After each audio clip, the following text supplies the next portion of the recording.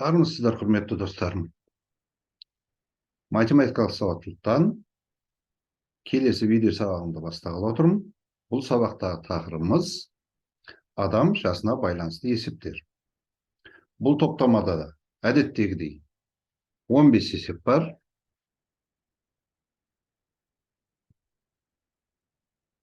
Есепті болса да мәтін оқып болған соң өз беттеріңізше оқып әрекет жасап көріңіздер. Іркіліс болған жағдайда осы видео сабақтағы есептердің шығару жолымен танысарсыздар. Есебімізді бастайық. Бірінші есебіміз не дейді? 5 адамның жастарының қосындысы 124. 6 жылдан кейін олардың жастарының қосындысы неге тең дейді? 5 адамның әрбірінің жасы 6 жылдан соң 5-ке артса, онда 124 қосу 6 көбейту 5 дейміз. 6 көбейту 5-іміз 30-ды береді, оған 124-ті қоссақ 154 болады. Олай болса, біздің жауабымыз 154 Б жауабы екен. Келесі есебімізге көшейік. Әкем 31 жаста болғанда, мен 8 жаста болдым. Ал қазір әкемнің жасы менің жасымнан 2 есе үлкен. Мен қазір неше жастамын дейді. Әкесі 31 жаста болғанда, баласы 8 жаста еді. Қазір әкесі мен баласының жасы X жылдан соң сәйкесінше X шамаға, X жасқа артып 31 плюс X, 8 плюс X болды. Олай болса, әкесінің қазіргі жасын баласының қазіргі жасына бөлетін болсақ, 2 шығу керек. Яғни есептің шартына сай. Менің жасымнан 2 есе үлкен деп тұр. Ары қарай түрлендіреміз. Бұл теңдеуді түрлендіру арқылы қанша уақыт өткен екендігін анықтаймыз ғой. 31 плюс X бөлу 8 плюс X-тің қатынасы 2-ні береді. 31 плюс 8 плюс X-іміз теңдеудің оң жағына өткен кезде 2-ге көбейтіліп өтеді. Міне 2-ні 8 көбейтсек 16, 2-ні X көбейтсек 2X. 2X орында қалды деп есептейік. Мына X-іміз қарама астаңбамен минус X болып өтті. 31 орында қалды деп есептейік. 16 қарама астаңбамен минус 16 болып 31-дің қасына келді. Сонда 2X-тен 1X алсақ X-ті береді. 31-ден 16-ны алсақ 15 береді. Олай болса 15 жыл өткен екен. Не істейміз? Баланың жасын табу үшін болса да 8 плюс X-ті табамыз. 8-ге қосамыз 15-ті 23 шығады. Олай болатын болса, баланың жасы С жауап 23-те екен. Бұл есебімізді шықты деп есептесек болады.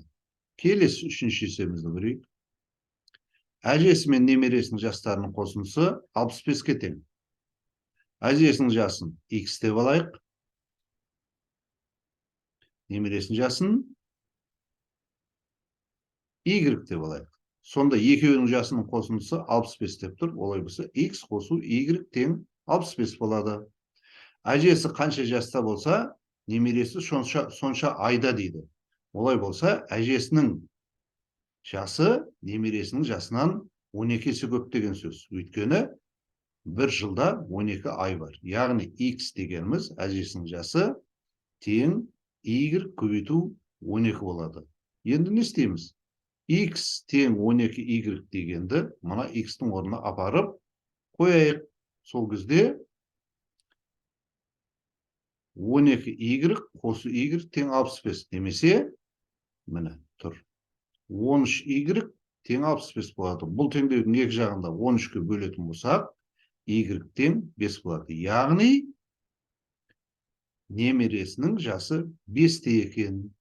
Ал әжесінің жасы 12 есе көп деп кеттік бағынамына теңдеуге сай. Әжесінің жасы олай болса 60 екен. Олай болса, біздің жауабымыз Е жауабы 60 және 5 екен. Бұл есебімізде шықты деп есептеуге болады. Келесі төртінші есебімізге көшейік. Ағасы Әлішерден 3 жас үлкен, ал інісі Әлішерден 3 жас кіші. Кіші інісі Әлішерден 3 есе кіші. Әкесі Әлішерден 3 есе үлкен дейді. Барлығының жастарының қосындысы 133-ке тең болса, Әлішердің жасын анықтаңыз. Енді болса да бізге Әлішердің жасын анықтау қажет болғандықтан, Әлішердің жасын X деп белгіледік. Ағасы 3 жас үлкен деп тұр, яғни X плюс 3 болады. Інісі 3 жас кіші деп тұр, яғни X минус 3 болады. Кіші інісі дейді, 3 есе кіші. 3 есе кіші деген сөз 3-ке бөлеміз деген сөз. Әкесі 3 есе үлкен дейді, яғни әкесінің жасы 3x болады. Енді осы мына x, x плюс 3, x минус 3, x бөлу 3, бөлу 3, x көбейту 3-тердің барлығын қосқанда 133 шығыр. Енді бұл жерде x татсанаса 1, 2, 3, 6 болды. 6x, және мына жерде 3-тен 1x. Олай болса 6,3-тен 1x-іміз тең болу керек 133-ке. Аралас санды бұрыс бөлшекке айналдырсақ, 6-ны 3-ке көбейтіп 18, оған 1 қоссақ 19. 19x бөлінген 3 болады. Теңдеудің екі жағында 3-ке көбейтеміз. Міне тұр, 19-ға бөлеміз. Сол кезде x тең 133 көбейту 3 бөлінген 19.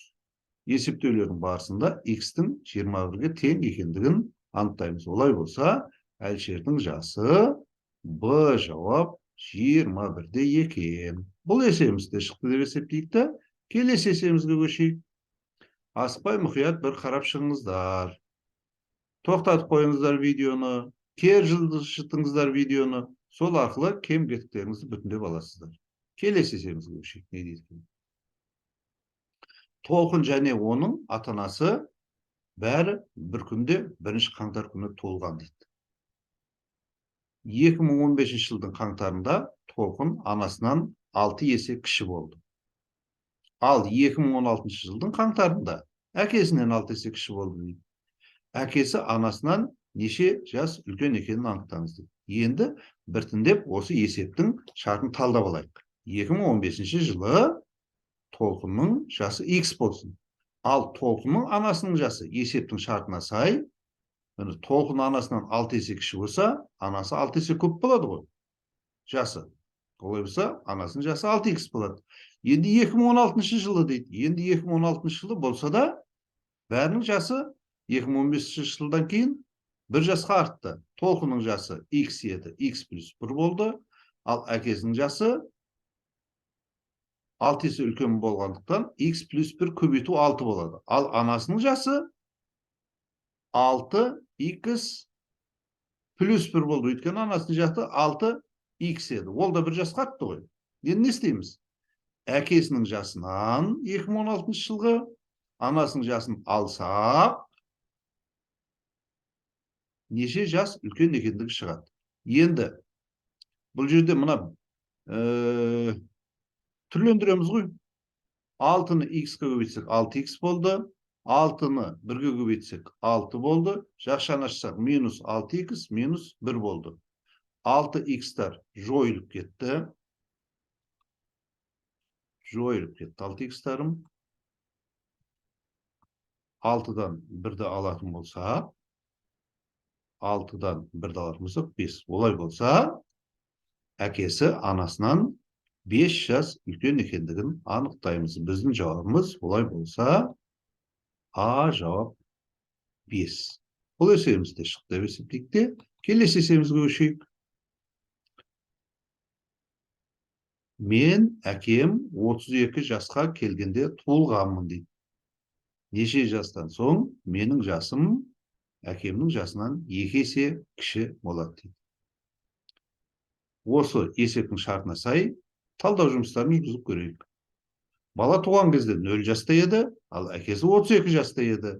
X жылдан соң бала X жаста болды да, әкесі X 32 плюс X жаста болды. Сонда 32 плюс X бөлінген X тең 2. Неге тең 2? Өйткені неше жылдан соң менің жасым әкем жасынан 2 есе кіші болады деп тұр ғой. Әкесінің жасын баланың жасына бөлген кезде 2 шығу керек деген сөз ғой. Енді бұған аса бір күрделі есептеу жұмысының қажет жоқ. 32 қой, бұл жерге 32 қойсақ, бұл жерге 32 қоямыз. 32-ні қоссақ 64, 64-ті 32-ге бөлсек 2 шығады. Олай болса жауабымыз С 32 екен. Бұл есебіміз де шықты. Өткен видео сабақта қарастырған бірлескен жұмыс деген тақырыбымыз бар. Ол тақырыбымыз күрделі. Сондықтан оған 1 сағат уақытымыз кетті. Бұған енді 1 сағат уақыт кете қоймайды. Мұқият қарап шығыңыздар да негізінен сол бірлескен жұмыс тақырыбына есептерге көбірек көңіл бөліңіздер. Келесі есебімізге көшеміз. Талғат 6 жаста, оның ағасы Дәуреннің жасы одан 3 есе үлкен дейді. Талғат 6 жаста болғанда Дәуреннің жасы 3 есе үлкен болса, 6 көбейту 3 тең 18 жаста болады. Енді Дәуреннің жасы Талғаттан 2 есе үлкен болған кезде Талғат қанша жаста еді дейді. Не істейміз? Дәуреннің жасын, яғни ағасының жасына x-ті қосамыз да, Талғаттың жасына да x-ті қосып бөлсек 2 деген шығады. Өйткені 2 есе үлкен болғанда деп тұр. Бұл теңдеуді түрлендірудің нәтижесінде, яғни 6 плюс x-ті 2 көбейттік, 12 плюс 2x болды. X-ті өткіздік қарама арыстаңмен минус x болып өтті. 12-ні қарама арыстаңмен 18 жаққа өткіздік, минус 12 болып өтті. Сонда x тең 6 деген шығады. Ал бізге керек Талғат қанша жаста болатындығы керек қой. Яғни, не істейміз? 6-ға x-ті қосамыз. Сонда 6 қосу 6 тең 12 болады. Олай болса, біздің жауабымыз А жауабы 12 екен. Бұл есебімізде шықты. Келесі есебімізге көшейік. Асықпай бір қарап шығыңыздар. Түсінбей қатқан жағдайда кері жылжытыңыздар, тоқтатып қарап алыңыздар. Видео сабақтың артықшылығы сонда. Келесі есебімізге көшейік. Әкесінің жасы баласының жасынан 4 есе үлкен. 20 жылдан кейін баланың жасы әкенің жасынан 2 есе кіші болатыны белгілі болса, қазіргі кезде әкесінің жасын табыңыз дейді. Қазіргі кезде баласының жасын x дейік, ал әкесінің жасын 4x дейік. 20 жылдан соң осы да әкесінің де баласының да жасы 20 жасқа артады. Яғни 4x плюс 20, 20 жылдан кейінгі әкесінің жасы, ал баланың жасы x плюс 20 болады. Не істейміз? Әкесінің жасын баласының жасына бөлген кезде 2 есе кіші болатын белгілі болса дегендіктен 2-ге теңдейміз. Осы теңдеуді шешеміз.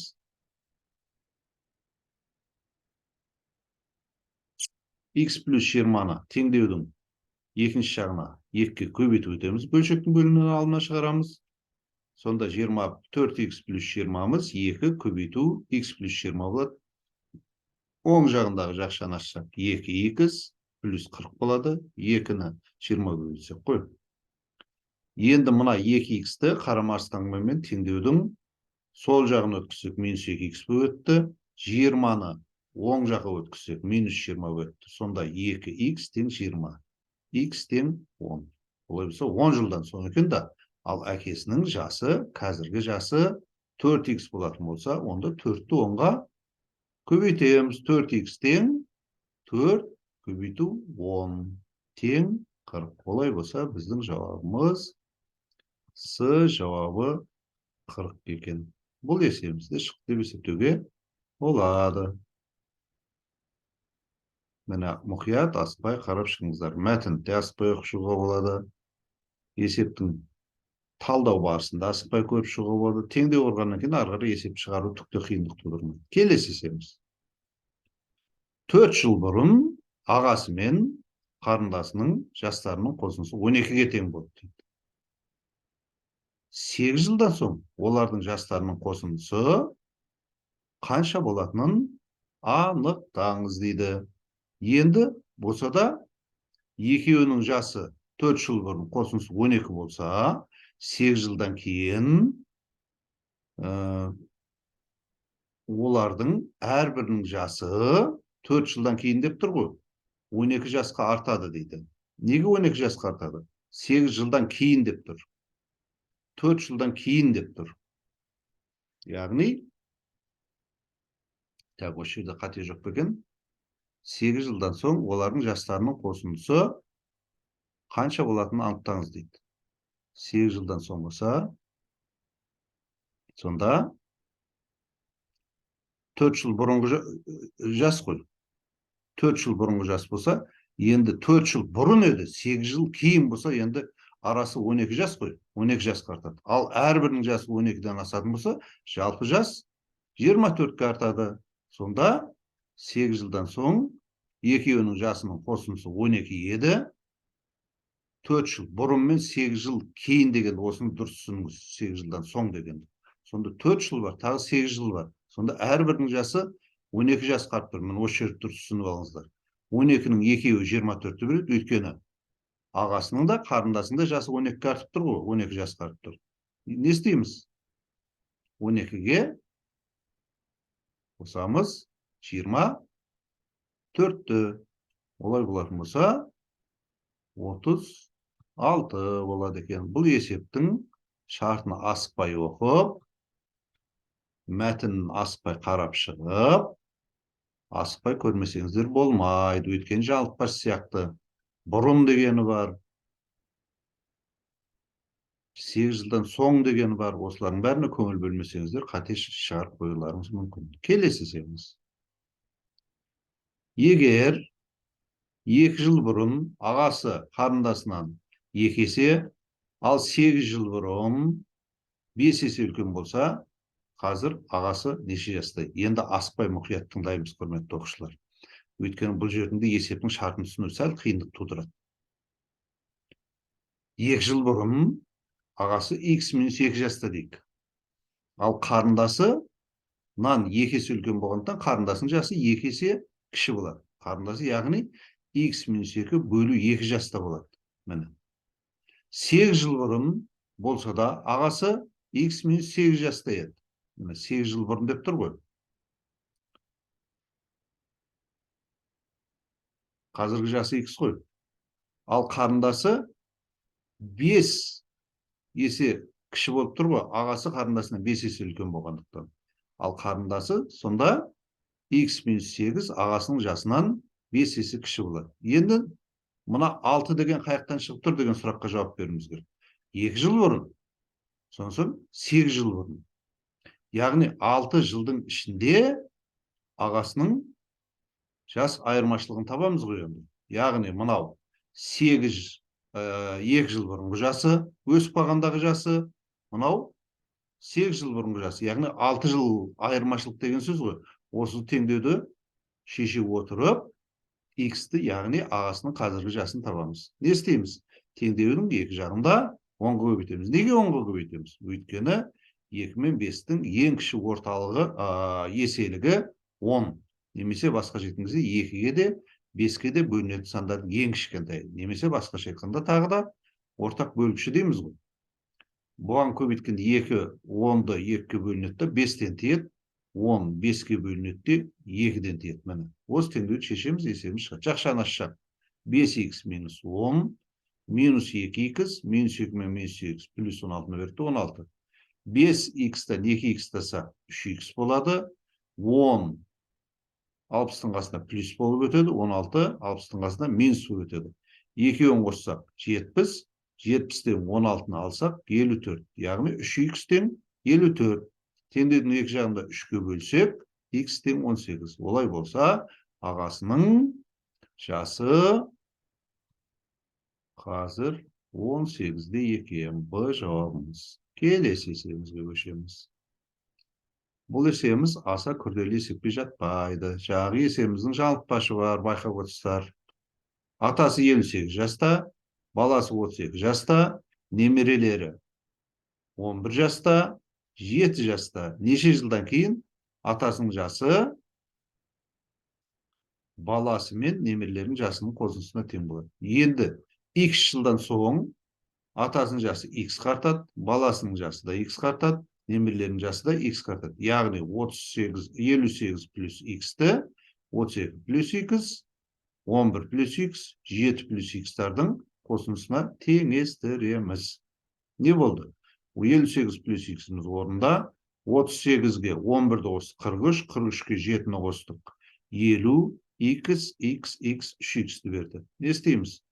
3x жаққа тұрған бөлікке, 3x тұрған бөлікке x-ті өткіземіз. Минус ұстамғамен 2x болады. 58 жаққа 50-ді қарамастан өткіземіз. Минус 50 өтеді. 58-ні 50 десек, 8 болады. 2x тең 8. X тең 4 екен. Олай болса, 4 жылдан кейін есептің шартына сай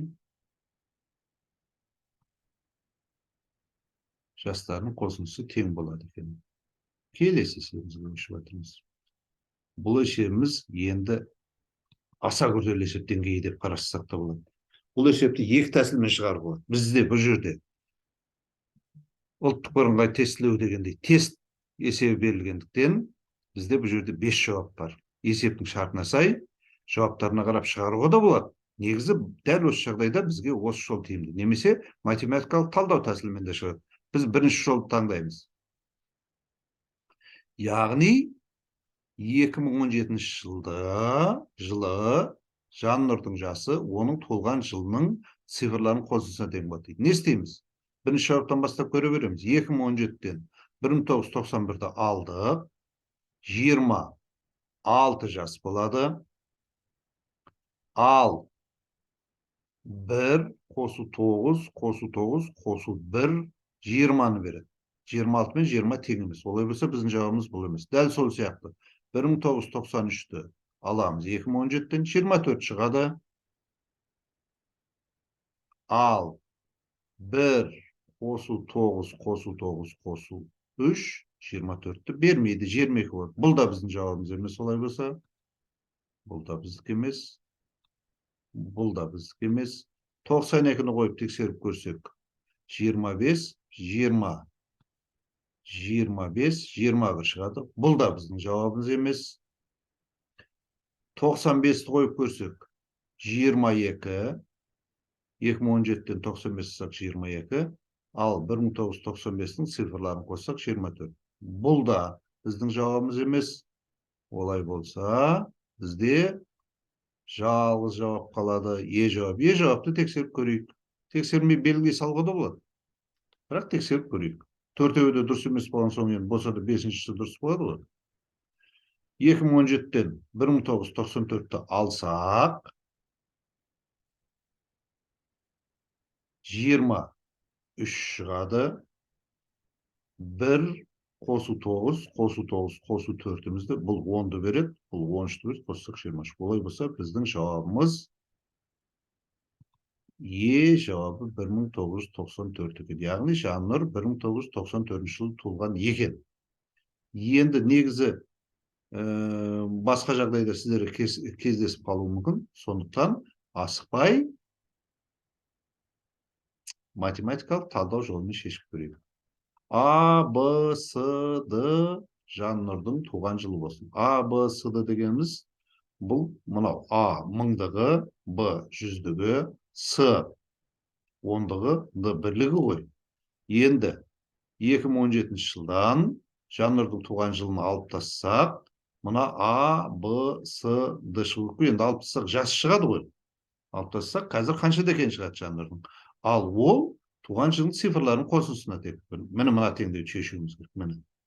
Енді мұндағы А, Б, С, Д 2017-тен кіші болғандықтан цифрларының қосындысы ең көп болатын 1999 жылы туылған болуы мүмкін, немесе цифрларының саны ең аз болатын 2000 жыл болуы мүмкін. Яғни 1999-ның цифрларының қосындысы 28 болады, ал 2000-ның цифрларының қосындысы 2 болады. Олай болса, біздің жауабымыз 28 бен 2 аралығында жату керек. Енді не істейміз? Енді мына 2017 дегенді қосылғыштарға жіктейміз. Басқаша айтқан кезде мыңдық, жүздік, ондық және бірліктерін жеке-жеке құраушы ретінде қосынды түрінде жазып аламыз. Қосылғыштар түрінде жазып аламыз. 2 көбейту 1000, жүздігіміз жоқ, 0 көбейту 100, 1 көбейту 10 және 7. А дегенім А көбейту 1000, Б дегенім Б көбейту 100, С дегенім 10-дық болғандықтан С көбейту 10 қосу Д болады. Енді не істейміз арға? Енді арғарап осы айырманы түрлендіріп, ұқсас мүшелерін біріктіреміз. Жақшаны аштық. Жақшаны ашқан кезде мына жақшаның ішіндегі 4 қосылышында таңбасы қарама-қарсы болып өзгерді. Міне. Минус А көбейту 1000, минус Б көбейту 100, минус С көбейту 10, минус Д болды. Бұлардың барлығы тең болу керек А плюс Б плюс С плюс Д-ға. Ары қарай кетеміз. Не істейміз? Мынау ортақ көбейткішті 1000-ды жақшаның сыртына шығарсақ, жақшаның ішінде А2 минус А қалады. 100 дерді жақшаның сыртынан шығарсақ, 0 минус Б қалады. 10-дарды жақшаның сыртына шығарсақ, 1 минус С қалады. Және 7 қалады, минус Д қалады. Осылардың барлығы А плюс Б плюс С плюс Д-ға тең болу керек. Енді не істейміз? Енді мынау белгісіздер, яғни А, Б, С, Д-ның нешеге тең екендігін тауып алуымыз керек. Ол үшін не істейміз? А тең болуы мүмкін, жаңа бағана айтқандай, 2000 дедік қой. 2 болуы мүмкін. Бірінші цифр ғой енді А, Б, С, Д-ның. 1000-дығым 2 болуы мүмкін, немесе 1 болуы мүмкін. 2 мына жерге 2 қойсақ, бірінші қосылғышымыз 0-ге айналып кетеді да, мына жерде минус B100 қалады. Б дегенім енді болса да натурал сан ғой. Натурал сан емес енді, натурал сан болуы да мүмкін, немесе 0 болуы мүмкін. 0 натурал санға жатпайтындығын білеміз. Сондықтан бұға қандай мән қоятын болсақ та, 0 минус болғандықтан бұл жақшамыз теріс мән қабылдайды да, 100-ге көбейтсек теріс сан шығып кетеді. Сонда минус кемі минус 100 болады ғой, енді бұның орнына 1 қойғанның өзінде де. Минус 100. Мыналарда не минус болады, не 0 болады. Сол кезде, басқаша айтқан кезде, мына қосылғышымыздың барлығы, қалған қосылғышымыздың бәрі теріс сан болып шығады. Олай болса, 2-ні қоя алмаймыз. Аның орнына 1-ді береміз. Аның орнына 1-ді беретін болсақ, 1000 болады. Бірінші қосылғышымыз. Б-ға 9 береміз. Неге 9 береміз? Бұға 9 беретін себебіміз бағана айтып кеттік қой. 28 бен 2-нің аралығындағы сан керек болып тұр бізге. Сонда бұға 9 беретін болсақ, минус 900 болады. 1000-нан 900-дасақ, 100 қалады.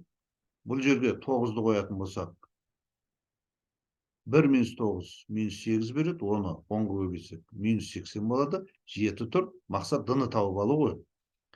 Сонда 100-ден 900-ды алдық, 1000-нан 900-ды алдық, 100 болды, 100-ден 80-ді алдық, 20 болды, оған 7-ні қостық, 27 болды. 27 минус Д дегенді аламыз. Бұл жақта бағана айтылғанда А-ға 1 қойдық, Б-ға 9 қойдық, С-ға 9 қойдық. Сонда мұным 19-ды береді. Не істеймін? Минус-ді қарамастан теңдеудің екінші жағына өткіземін. Плюс-ді өтеді да, Д-мен де қосылып 2-ді береді. 19 қарамастан былай өтті де, минус 19 өтті. 27-ден 19-дасақ, 8 болады. 2-ді 8, Д тең 4. Олай болса, 1994 деген бағанағы жауабымызды алып тұрмыз. Мені бағана 1994-ті біздің жауабымыз деп белгілеп қойғанбыз. Сол жауабымызды қайтадан алдық. Аспай қарап шығыңыздар еді. Бұл десек күрделілеу есебін. Негізгі жаңа айтылғанда бізге жауабына қарап шығару жеңілдеу туады. Келесі есебімізге көшейік. Келесі есебіміз 13-ші есебіміз дейді екен. Менің 3 ұлым бар дейді. Біріншісінің жасы менің жасымның бірінші цифрына тең дейді. Ал екіншісінің жасы менің жасымның екінші цифрына тең. Үшінші ұлымның жасы менің жасымның цифрларының қосындысына тең дейді. Әрқайсымыздың жасымыз бірдей емес, және барлығымыздың жастарымыздың қосындысы 60-ға тең болса, онда менің жасымды анықтаңыз дейді. Мәтінді асықпай бір қарап шықтық та, келесі есебімізге көшейік. Енді менің жасым АБ, бұл 2 таңбалы сан деген сөз ғой. Мына 10-дық болғандықтан 10А плюс Б деп жазып алдық.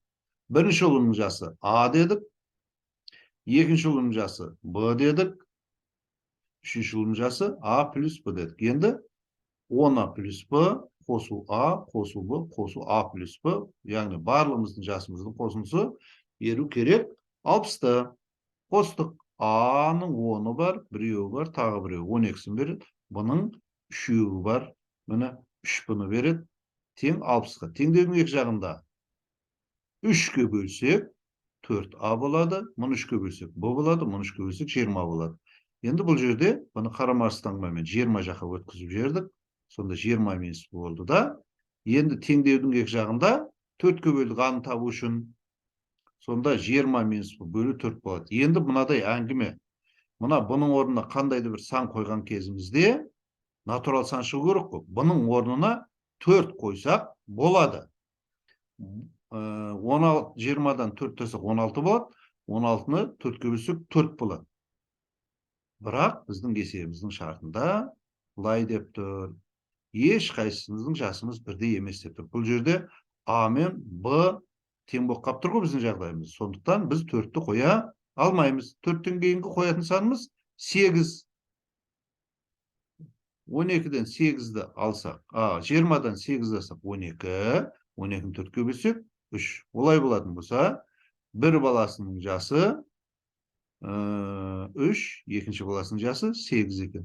Б деген, яғни 2 таңбалы санымыз 38-ді береді екен. Енді үшінші баласының жасын бұл жерде бізде сұрап тұрған жоқ. Үшінші баласының жасын сұраса, үшінші баласының жасы 3 қосу 8, 11 болады. Олай болса, біздің жауабымыз жауабы 38 ба? 38. Олай болса, біздің жауабымыз жауабы емес, А жауабы екен ғой, кешіріңіз. А жауабы 38 екен. Мына жер қате кетіп қапты, құрметті оқушылар.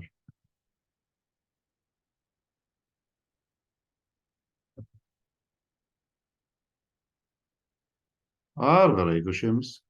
Келесі есебіміз керек, 14-ші есебіміз. 14-ші есебіміз не дейді? 14-ші есебіміз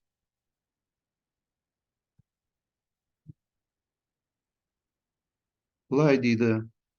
Егер әкесінің жасы баласының жасының квадратына тең, ал олардың жастарының қосындысы 30-ға тең болса, әкесі неше жаста? Әкесінің жасын А дейік, баласының жасын Б дейік. Мақсат А, әкесінің жасын табу ғой. Есептің шартына сай, әкесінің жасы баласының жасының квадратына тең дейді. Сонда А тең. Ал екеуінің жастарының қосындысы 30-ға тең дейді. Яғни А плюс Б 30. Не істейміз? Мына А-ның орнына Б квадратты қоямыз. Сонда Б квадрат қосу Б тең 30 шығады. 30-ды қарама арыстаңбамен, яғни минус болып, теңдеудің сол жағына өткіземіз. Сол кезде Б квадрат плюс Б минус 30 тең. Енді виет теоремасына сай, бұл жерде мына квадрат келтірілген квадрат теңдеудің түбірлерін таба салу қиын емес. Минус 5-ті 30-ға көбейтсек, минус 30 шығады. Босымша шығу керек түбірлерін көбейтіндісі виет теоремасы сәйкес. Ал олардың қосындысы қарама арыстаңбамен алынған екінші коэффициентті беру керек. Яғни мына жерде 1 тұр ғой, 1 тұрса жазылмайды. Минус 1-ді беру керек та. Сонда кешіріңіздер, мына жерімізде қате кетіпті. Қатемізді жөндеп қояйық. Қатемізді жөндеп қояйық. Көбейткенде қосқанда минус 1 шығу керек. Олай болса, мынауымыз минус 6 болады да. Мұнымыз, кешіріңіздер, 5 болады. Олай болса, біздің жауабымызда Б тең 6 емес, Б тең 5 екен. Мына жеріміз енді бұл да өзгеріс енгіземіз. 5-тің квадраты, мынауымыз сонда 36 емес, 25. Біздің жауабымыз А жауабы 36 деп қойыппыз. Сөйтсек, жауабымыз жауабы 25 екен. Жөндейміз қатемізді. Қате жіберу керек емес, берілген қатеден қорытынды шығарып, қатені қайталамау. Бәріміз қате жібереміз. Мақсат қатені қайталамауда, құрметті оқушылар. Енді келесі есеп 15-ші есебіміз. 15-ші есебімізге уақыт бөле қоймаймыз. Өйткені есептің жауабына қарап бірден таба салуға болады. Математикалық жолымыз уақытты жеп қояды. Екі математик кездесіп, бірінші математик, менің 2 ұлым бар. Олардың жастарының көбейтіндісі